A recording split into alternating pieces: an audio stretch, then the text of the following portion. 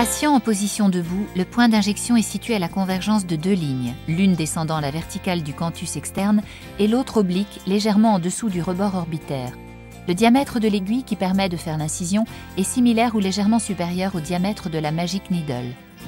L'incision doit être pratiquée juste en utilisant le biseau de l'aiguille sans être enfoncée dans la profondeur. La technique d'injection requise correspond à une méthode rétrotraçante avec maintien cutané opposé à la direction de l'aiguille. L'injection doit être profonde pour passer le long du rebord osseux. Dans le traitement des cernes, la recommandation va vers l'utilisation d'une aiguille 25G ou une 27G.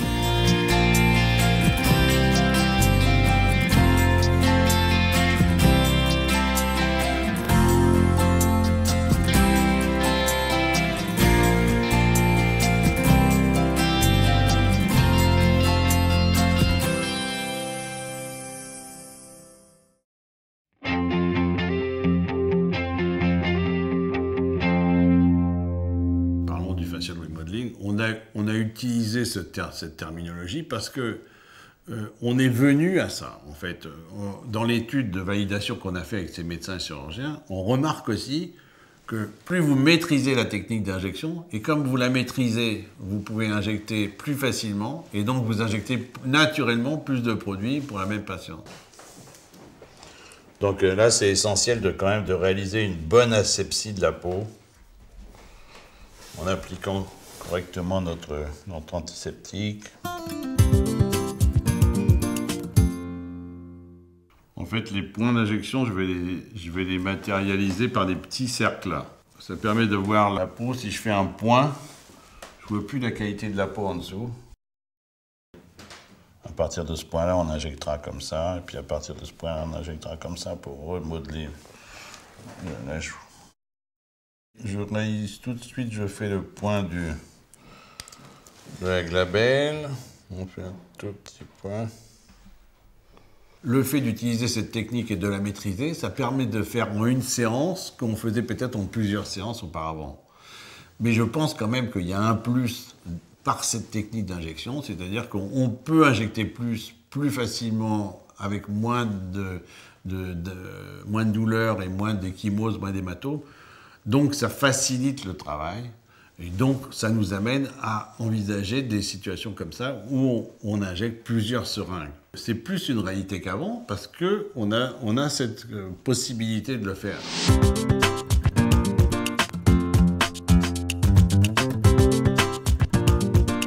On a des produits qui sont merveilleux maintenant parce que hyper bien tolérés. On a une technique qui est moins invasive qu'avant, qui est mieux supportée. Naturellement, on va vers des gestes qui semblent plus importants, mais enfin qui sont moins agressifs qu'auparavant.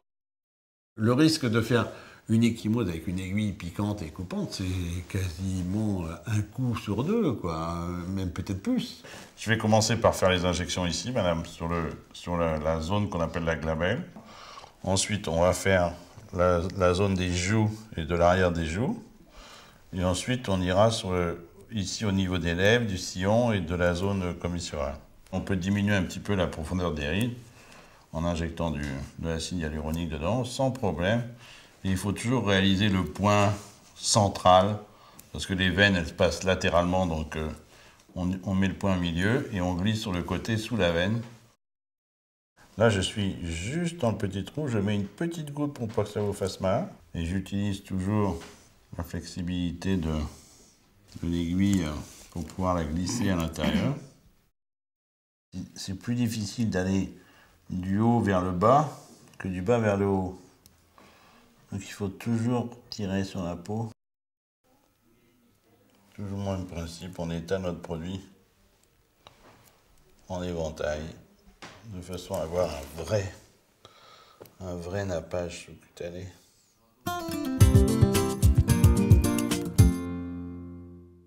Dans tous les gestes qu'on a fait ici, on a fait la plupart des gestes, on n'a pas fait d'échymose, alors qu'auparavant, piquer une cerne, par exemple, c'était enfoncer l'aiguille ici, aller injecter le produit, ressortir, réinjecter, ressortir, réinjecter, ressortir, parce qu'on faisait la zone comme ça. Donc on avait quasiment sûr de faire une échymose à chaque séance. Le risque, il passe de 50% à 4,7%. Ça veut dire c'est quasi nul, quoi.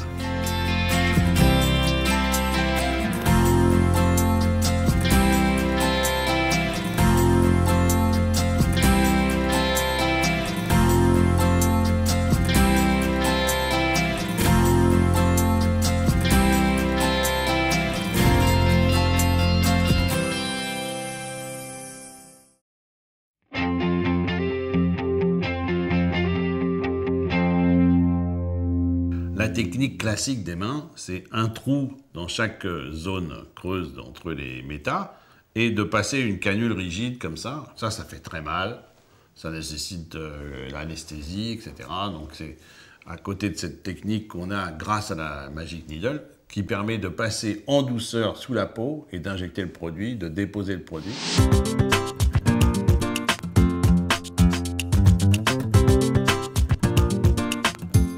Pour les mains, il y a des différents protocoles, mais nous, on fait deux petits trous, ici, et l'autre, on met à peu près central, au même niveau, les deux au même niveau, un de chaque côté, évidemment en évitant les veines, parce qu'on va passer sous la veine, en fait.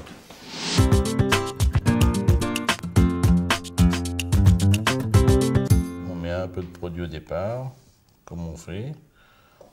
Pour que ça glisse plus facilement, on décolle un petit peu, puis ensuite, voilà, ensuite ça glisse tout seul.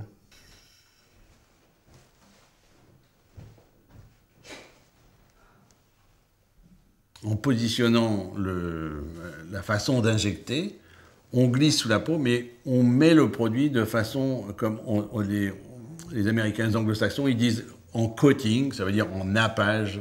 En fait, le produit, on arrive à napper sous la peau, on refait une espèce de sous-couche sous le derme papillaire, et donc ça redonne ce galbe à la peau un plus jeune, qui a de la souplesse, etc.